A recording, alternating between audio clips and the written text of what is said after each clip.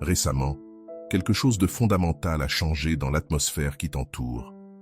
Ce n'était ni un geste visible, ni une parole prononcée, mais une modification presque imperceptible dans l'air que tu respires.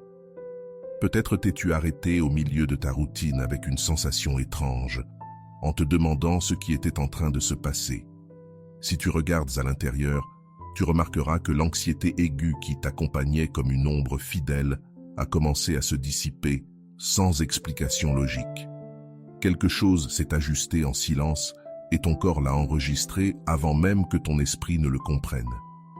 Il n'y a plus cette urgence presque compulsive de vérifier ton téléphone, ni cette pression dans la poitrine qui te coupait le souffle quand tu pensais à l'absence. À la place est apparue une paix solennelle, déroutante, que l'on pourrait confondre avec de l'indifférence. Mais toi, tu sais que ce n'est pas ça. Cette paix ne signifie pas que tu as cessé d'aimer ni que le lien s'est érodé. C'est autre chose. C'est la sensation très précise du moment où une alarme intérieure cesse de sonner parce que le danger s'est déplacé ailleurs. Ce que tu es en train de vivre n'est pas de la résignation, c'est une certitude. Ton inconscient, ce radar silencieux, a reçu un signal clair. La lutte s'est terminée de l'autre côté du fil invisible qui vous relie. Cette personne a déjà pris une décision, et c'est pour cela que ton corps s'est relâché. Si tu ressens que ce message te parle, abonne-toi et laisse un cœur. Ce simple geste permet à cet espace de rester vivant. Il y a des moments où reconnaître ce qui se passe renforce davantage le processus que n'importe quelle action extérieure. Carl Jung expliquait que lorsqu'une décision intérieure n'est pas rendue consciente, elle nous gouverne depuis l'ombre. La bataille que cette personne menait contre elle-même est arrivée à son point de rupture. Fuir n'était plus viable. La résistance est tombée. Lorsque ce qui était fragmenté s'aligne, l'énergie change de direction. Et ce mouvement ne se ressent pas comme une euphorie, mais comme un silence ferme. Deux forces qui tiraient auparavant en sens opposé avancent désormais vers le même point. Imagine une corde tendue, tenue par deux mains. Tant qu'il y a du doute, la tension brûle. Mais dès que l'un cesse de résister et commence à marcher vers toi, la corde se détend immédiatement. C'est exactement ce que tu ressens aujourd'hui. Ton esprit tentera de saboter cela en appelant cette sensation perte ou détachement. Mais ce n'est ni gris ni lourd, c'est léger. C'est la certitude que tu n'as plus besoin de porter la foi pour deux, parce que l'équilibre a commencé à se rétablir. Ton ego, blessé par le temps et le silence, essaiera de te faire croire que ce calme est du désintérêt, ou pire encore, la fin définitive. Mais tu dois apprendre à distinguer la résignation de la certitude. La résignation pèse, éteint, resserre la poitrine. Ici, non. Ici, tout est léger, presque lumineux. C'est un « c'est déjà fait » qui n'a pas besoin de preuves immédiates. Une validation intérieure qui ne crie pas, mais qui demeure. Lorsque le résultat est déjà décidé, l'anxiété perd sa fonction et se retire sans dire au revoir. Cette décision n'est pas née de la solitude ni d'un élan superficiel. Elle est le fruit d'un processus interne dévastateur. Pendant que toi tu traversais la confusion, cette personne affrontait sa propre crise, un point où continuer à fuir est devenu impossible. Il y a des moments où la psyché se rend, non par faiblesse, mais par épuisement existentiel. Cette reddition est puissante. Elle génère une onde silencieuse qui traverse le lien et atterrit en toi comme un repos profond. C'est pour cela que tu as cessé de chercher frénétiquement des signes. Celui qui sait que la visite arrive cesse de guetter par la fenêtre et commence à préparer la maison avec calme. Le bruit mental s'éteint lorsqu'il n'est plus nécessaire de porter le conflit à deux. Avant, ton esprit faisait des heures supplémentaires à interpréter les silences, parce que énergétiquement, tu portais tout le poids. Maintenant, ce n'est plus le cas. La responsabilité émotionnelle est revenue à sa place. Et cet équilibre se manifeste comme un soulagement physique. Tu respires différemment, plus profondément, comme si ta poitrine avait enfin de l'espace à nouveau. Cette neutralité ne doit pas être jugé ni forcé à devenir de l'angoisse pour prouver que l'amour est encore là. L'amour mature est calme. Jung le savait. Ce qui est authentique n'a pas besoin de dramatisme constant. Cette phase est l'antichambre de la matérialisation. L'univers, ou la psyché si tu préfères, t'accorde une pause pour reprendre des forces avant un mouvement plus grand. Car l'énergie qui accompagne un retour exige de la présence, pas de l'anxiété. Cette personne est passée de la peur au courage, du doute à la certitude. Et cette transmutation intérieure a émis un signal si puissant qu'il a nettoyé tes propres peurs. Pourtant, si les jours passent et que le message n'arrive pas encore, l'esprit voudra à nouveau douter. C'est ici que comprendre la loi psychologique qui a opéré ce changement devient vital pour ne pas reculer. Rien de tout cela n'était un hasard ni un simple effet du temps. C'était l'accomplissement d'un principe universel qui régit l'esprit humain. Carl Jung l'a décrit avec précision. La loi qui cherche l'équilibre entre les opposés. Plus un élan authentique est réprimé, plus il accumule de force dans l'ombre. Ignorer un désir profond ne l'élimine pas. Il l'intensifie jusqu'au point où la pression interne devient insoutenable. Pour le comprendre, imagine un pendule. Si tu le pousses doucement, il revient doucement. Mais si tu le forces à l'extrême et que tu le lâches, il revient avec une violence proportionnelle. Ainsi fonctionne l'esprit. Plus cette personne a tenté de s'éloigner, plus l'énergie du retour s'est accumulée, non par romantisme, mais par une loi psychique inévitable. La fuite extrême active le mouvement inverse avec la même intensité. Durant cet éloignement, elle pensait reprendre le contrôle, mais en réalité, elle nourrissait la tension intérieure. Chaque pas en arrière renforçait l'élan opposé. Jung appelait cela la compensation psychique. L'inconscient équilibre ce que la conscience refuse. C'est pourquoi, lorsque la décision a finalement été prise, elle n'a pas été tiède. Elle a été ferme, définitive. Et cet acte intérieur a réorganisé tout le système émotionnel, libérant la pression que tu ressentais à distance. Tu comprends maintenant pourquoi le calme précède le contact. Ce n'est pas du vide, c'est un réordonnancement. Ta tâche n'est ni d'anticiper ni de forcer, mais de maintenir cette stabilité sans la saboter. Ne tire plus sur la corde. Fais confiance à la physique invisible du lien. Lorsque le mouvement a déjà commencé de l'autre côté, toute tentative de forcer ne fait que créer du bruit. Rester centré est, paradoxalement, la manière la plus active de participer. C'est ici que quelque chose change en toi. Tu n'attends plus depuis le manque, mais depuis l'intégrité. Et cela modifie le résultat. Jung insistait sur le fait que lorsque l'individu s'aligne avec lui-même, le monde répond différemment, non parce qu'il contrôle l'autre, mais parce qu'il cesse de se trahir. Ce qui arrive maintenant ne naît pas de l'urgence, cela naît de l'équilibre restauré. Lorsque tu cesses de poursuivre, quelque chose se réorganise à l'intérieur. Ce n'est ni de l'orgueil, ni de la froideur, c'est de la cohérence. Ton système nerveux reconnaît qu'il n'y a plus de menace, et cela transforme ta posture face à la vie. Tu marches différemment, tu regardes différemment, et même ton silence est différent. Cette transformation ne passe pas inaperçue. Jung observait que lorsqu'une personne cesse d'agir depuis sa blessure, elle devient magnétique sans même essayer. Elle n'attire plus depuis le besoin, mais depuis une stabilité que d'autres n'ont pas encore réussi à construire. C'est ici que beaucoup commettent l'erreur la plus subtile, confondre le calme avec la stagnation. Pourtant, le véritable calme n'est pas de la passivité, c'est de l'alignement. C'est l'instant précis où la rivière cesse de s'agiter parce qu'elle a trouvé son lit. Tout ce qui paraissait confus commence alors à s'organiser sans effort. Et même si, extérieurement, rien n'a encore changé, intérieurement, tout est prêt. La graine ne fait aucun bruit lorsqu'elle germe, mais elle a déjà fendu la terre. Peut-être remarques-tu que des souvenirs reviennent, non plus avec douleur, mais avec compréhension. D'anciennes scènes se resignifient, des mots trouvent enfin leur place. C'est cela, l'intégration psychique. Jung appelait ce processus l'individuation.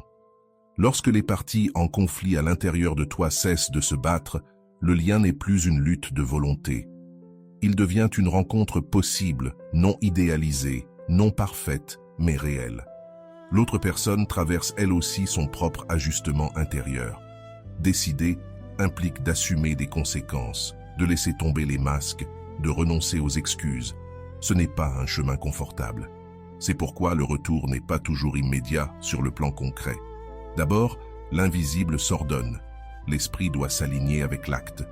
Tu perçois cette phase comme un silence, mais ce n'est pas un vide, c'est une préparation. C'est l'instant juste avant qu'une porte ne s'ouvre de l'intérieur.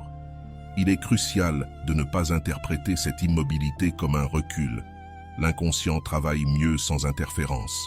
Chaque fois que tu recommences à douter, tu génères du bruit dans un système qui était en train de trouver son équilibre. Fais confiance à ce que ton corps a déjà compris. Jung insistait sur l'importance d'écouter les symptômes. Le calme en est un. Tous les messages ne viennent pas enveloppés d'émotions intenses. Certains arrivent sous forme de soulagement, d'autres comme une certitude douce. Observe ta réaction actuelle face à l'idée de perdre. Si elle ne te paralyse plus, si tu ne négocies plus avec toi-même, c'est que quelque chose d'essentiel a changé. L'attachement s'est affaibli et a laissé place au choix conscient.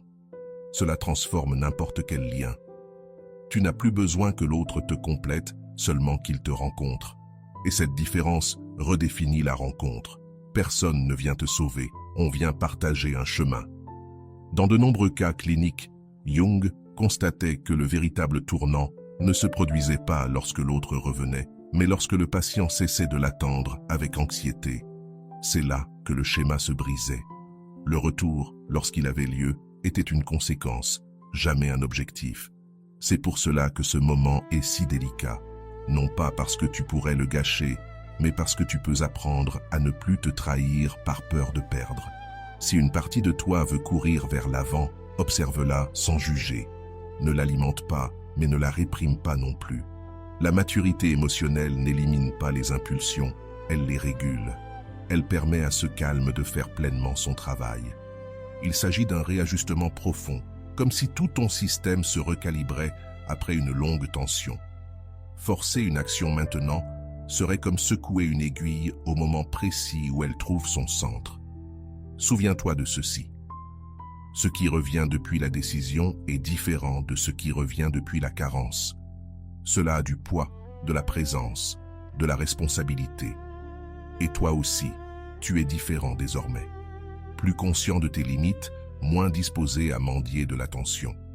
Cette symétrie est la base de toute rencontre authentique.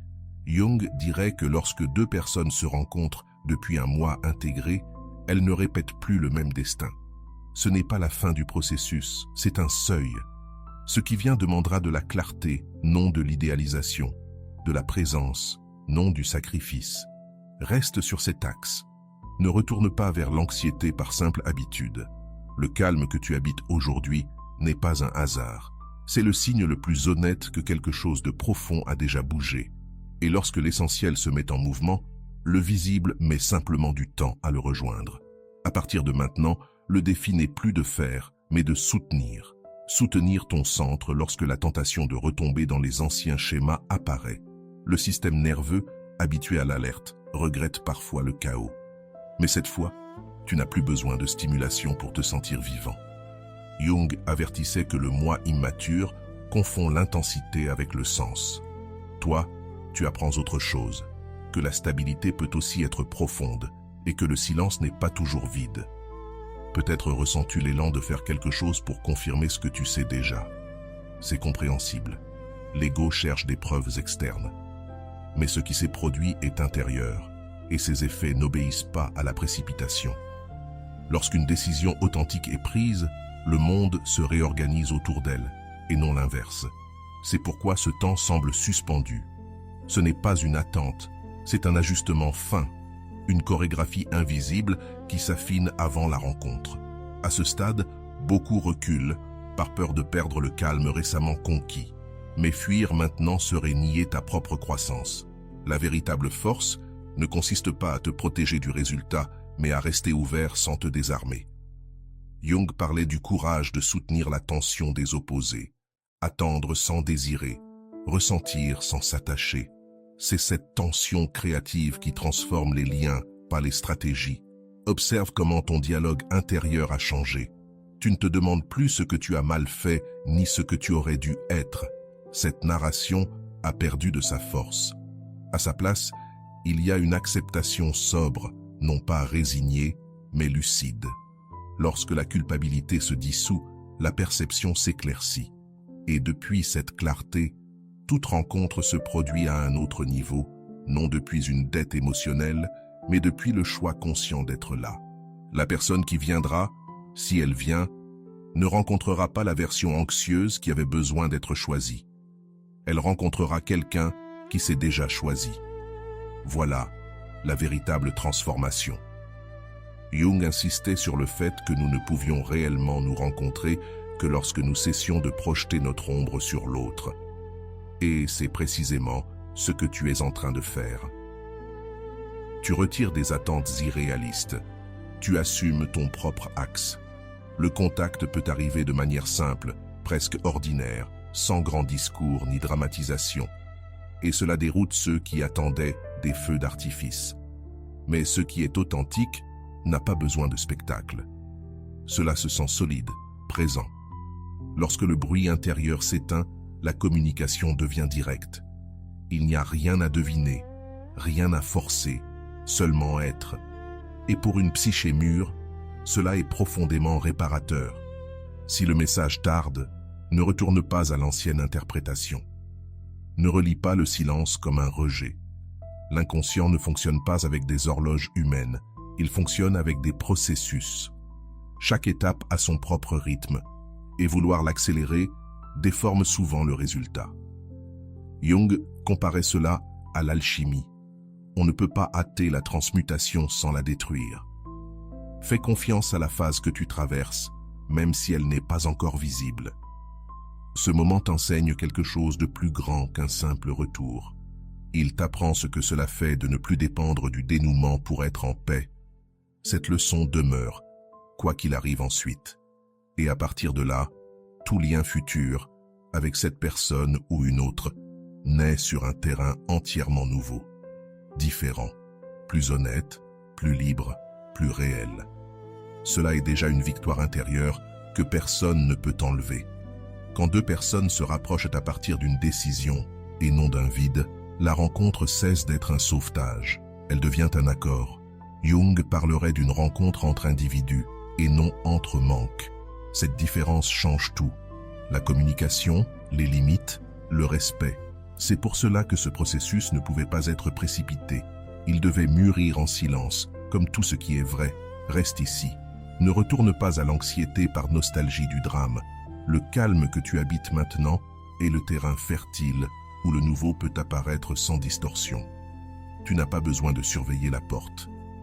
Ce qui est décidé trouve son chemin, et en restant centré, tu t'assures de le recevoir sans te perdre. Cela s'appelle l'intégration. Et Jung dirait que c'est là que commence la véritable liberté. À cette étape, quelque chose en toi cesse de demander la permission. Non pas depuis la dureté, mais depuis la clarté. Tu n'as plus besoin de signaux constants pour te sentir en sécurité. Ton axe est devenu interne. Jung soutenait que lorsque le moi cesse de se fragmenter pour plaire, émerge un calme ferme qui organise tout autour. Ce n'est pas du contrôle, c'est de la cohérence. Cette cohérence se perçoit dans ta voix, dans tes silences, dans la manière dont tu n'expliques plus excessivement. Peut-être regardes-tu maintenant en arrière et reconnais-tu l'effort que tu as fourni pour maintenir quelque chose qui n'était pas prêt, non avec reproche, mais avec compréhension. Chaque tentative faisait partie de l'apprentissage, celui qui s'acquiert par l'expérience et non par la théorie. Jung affirmait que ce qui n'est pas vécu consciemment se répète comme un destin. Toi, tu ne répètes plus, tu intègres. Cette intégration libère une énergie qui auparavant était piégée dans l'attente. Cette nouvelle position intérieure transforme même ta relation au temps. Tu ne comptes plus les jours, tu n'anticipes plus les scènes. Le futur a perdu sa charge émotionnelle excessive. C'est un signe de maturité psychique. Lorsque le présent cesse d'être une formalité inconfortable, quelque chose d'essentiel s'est réorganisé. Tu n'es pas anesthésié, tu es présent. Et depuis cet état, tout contact qui se produit sera accueilli sans urgence, sans peur, sans masques inutiles. La décision prise par cette personne a activé un mouvement, mais la tienne a été de ne pas le poursuivre. C'est là toute la différence. Jung soulignait que le véritable changement ne se produit pas quand l'autre se transforme, mais lorsque nous cessons de réagir depuis la blessure. Tu n'as pas bloqué le lien, tu as lâché la compulsion. Et en faisant cela, tu as ouvert un espace où la rencontre peut avoir lieu sans dette émotionnelle accumulée. Tu comprends maintenant que tout silence n'est pas un abandon. Certains silences sont une réorganisation, des ajustements internes qui exigent du calme. L'erreur commune est d'interpréter avec de vieilles cartes émotionnelles. Mais toi, tu ne lis plus la réalité avec les lunettes du passé. Il y a davantage de pause entre le stimulus et la réponse, plus de choix, plus de conscience. Jung dirait que cela, c'est la liberté psychique. Ne pas faire immédiatement ce que l'impulsion exige. Si le moment de la rencontre arrive, tu remarqueras quelque chose de différent dès le premier instant. Il n'y aura ni besoin de convaincre, ni de justifier les absences. L'énergie parlera d'elle-même. Quand une décision est réelle, elle se soutient sans excès de mots. Tu sauras s'il y a cohérence, et s'il n'y en a pas, tu sauras aussi te retirer sans dramatisation. Cette capacité est le fruit du processus que tu achèves maintenant. Beaucoup craignent ce point, car ils pensent perdre quelque chose. En réalité, ils gagnent du discernement.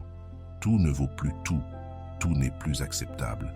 Jung voyait là la naissance de la limite saine, non comme une barrière, mais comme une forme de respect. Te respecter d'abord te permet de rencontrer l'autre sans disparaître. C'est la base de tout lien qui aspire à durer sans t'épuiser. Le calme que tu habites aujourd'hui n'est pas fragile. Il est le résultat d'avoir traversé la tempête sans la nier. C'est pourquoi il ne se brise pas au premier bruit extérieur. Il est ancré. Et ce qui est ancré n'a pas besoin de se défendre. Cette stabilité ne t'éloigne pas de l'amour. Elle te rend capable de le vivre sans te perdre. Jung appellerait cela l'intégration du moi, et non le détachement. Peut-être découvriras-tu que, quoi qu'il arrive, tu ne retournerais plus jamais à la version antérieure de toi-même. Et cela est irréversible, non parce que tu es plus fort, mais parce que tu es plus honnête avec toi-même. Le processus a accompli sa fonction, il t'a ramené au centre. Et depuis ce centre, toute décision future, avec cette personne ou sans elle, naîtra depuis une dignité émotionnelle que tu étais encore en train d'apprendre. Ici, le chemin devient clair, pas facile. Clair, parce que tu ne négocies plus avec ton intuition, tu l'écoutes. Tu ne poursuis plus des certitudes externes, tu les incarnes. Jung insistait sur le fait que celui qui se rencontre lui-même cesse de chercher des sauveurs. Tu n'attends pas un sauvetage, tu es disponible. Et cette différence silencieuse transforme entièrement la manière dont la vie et les liens s'approchent de toi.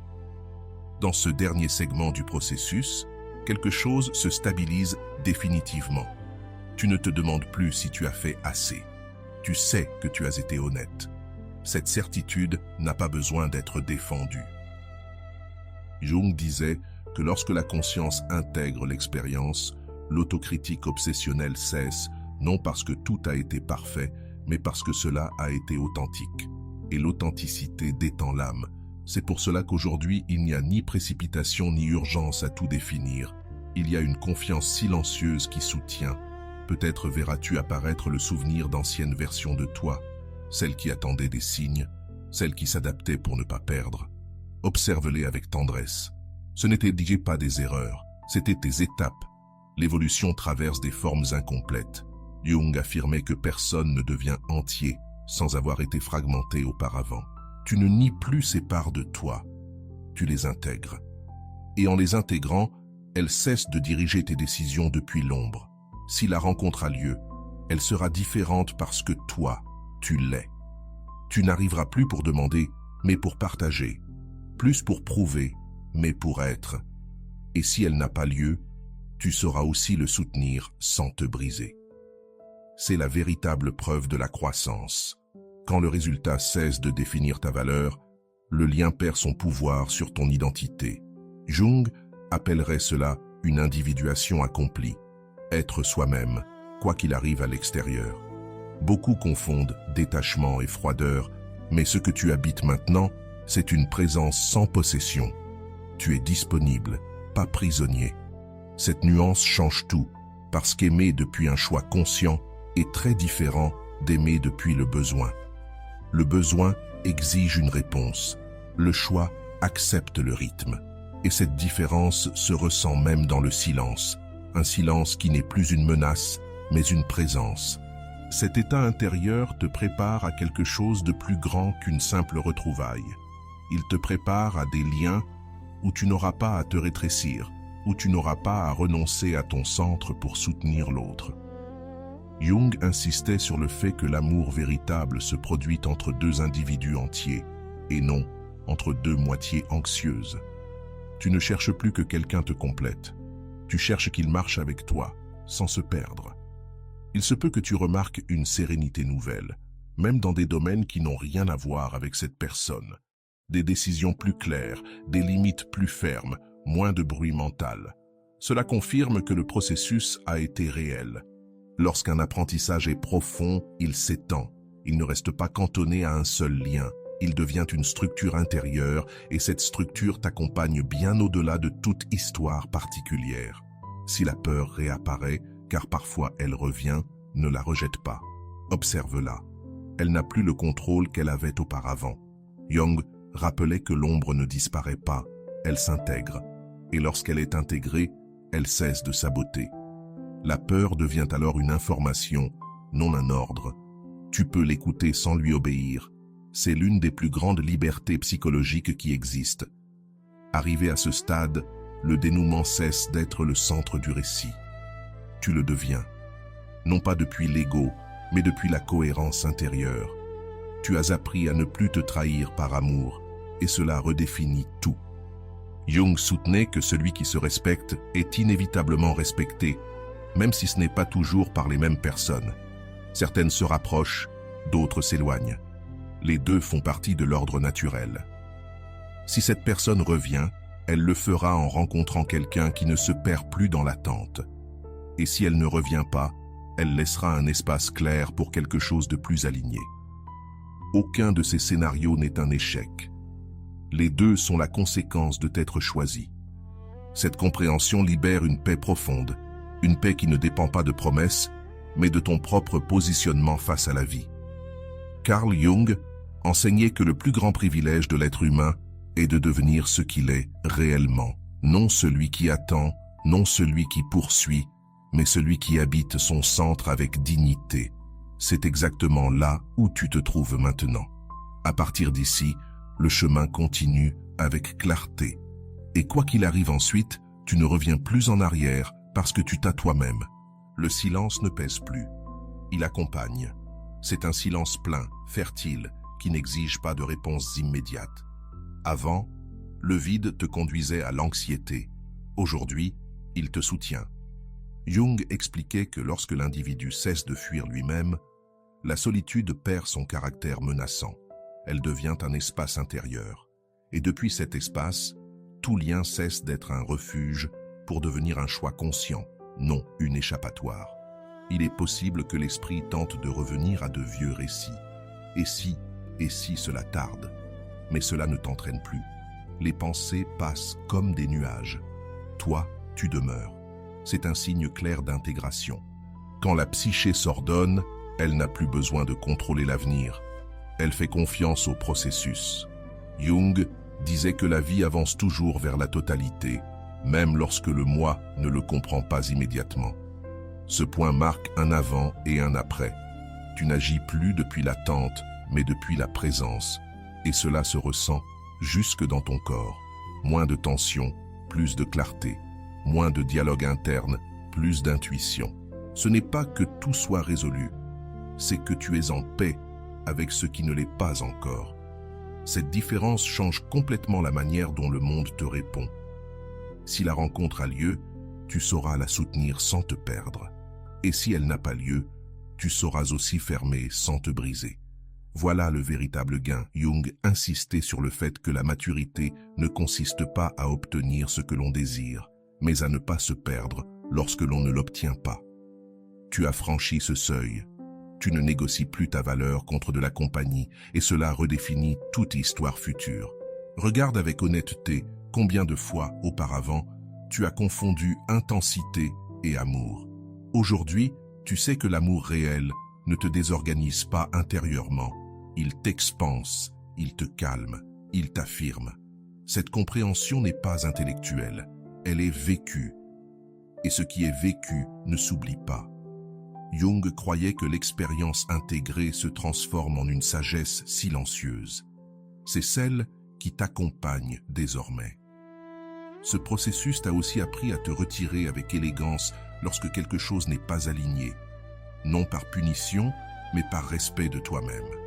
Tu ne forces plus les conversations, tu ne poursuis plus les explications.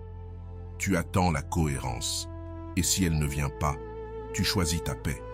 Cette posture ne ferme pas les portes, elle filtre les chemins. Ne demeure que ce qui peut te rencontrer sans t'exiger de te réduire. Lorsque tu repenseras à cette période dans le futur, tu ne penseras pas à l'attente. Tu penseras au moment précis où tu as cessé de te trahir. C'est là que le véritable basculement a eu lieu. Jung affirmait que le destin change lorsque la conscience s'élargit, non parce qu'elle contrôle les événements, mais parce qu'elle cesse de répéter les mêmes schémas. Tu ne répètes plus, tu choisis. Et cela transforme n'importe quel dénouement. Si ce contenu t'a accompagné jusqu'ici, ce n'est pas un hasard. Quelque chose en toi était déjà prêt à l'entendre. Abonne-toi et écris en commentaire « J'ai le pouvoir de me retirer avec élégance ». Ainsi, cet espace continuera d'atteindre ceux qui traversent eux aussi leur propre processus de clarté. Parfois, partager la conscience est la manière la plus simple de la maintenir vivante. Carl Jung nous a laissé une vérité à la fois inconfortable et libératrice. Personne ne rencontre vraiment l'autre sans s'être d'abord rencontré soi-même. Tout ce chemin a été cela, un retour à ton centre. Et depuis ce centre, l'amour cesse d'être une lutte pour devenir une rencontre possible. Non parfaite, mais réelle.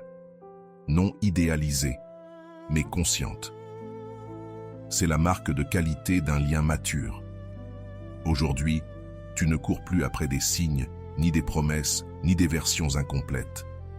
Tu demeures, et depuis là, tout s'ordonne. Rappelle-toi ce décret. Garde-le comme une encre lorsque le doute tentera de revenir.